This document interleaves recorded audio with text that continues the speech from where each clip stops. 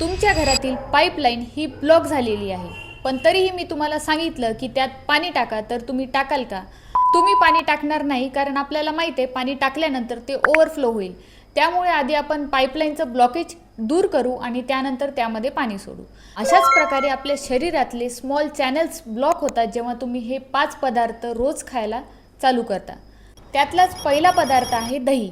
दहीमध्ये किती vitamin B12, prebiotics, probiotics, calcium हे जरी असेल तरी रोज दही खाऊ नये असं सांगितलेलं आहे. कारण रोज दही खाल्ल्यामुळे आपल्या शरीरातले स्मॉल चॅनल्स ब्लॉक होतात, कफपित्त वाढते, सर्दी, खोकला यासारखे त्रास चालू होतात.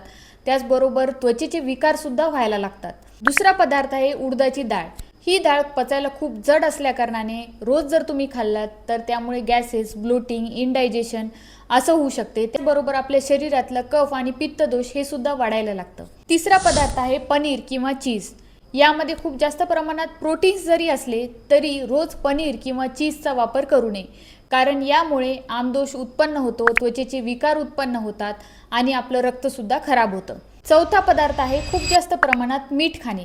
मीठ हे खूप जास्त तीक्ष्ण आणि उष्ण असल्यामुळे आपल्या शरीरातलं पित्त वाढतं, केस गळायला चालू होतात, त्याचबरोबर आपल्या शरीरावर सूजसुद्धा यायला लागते.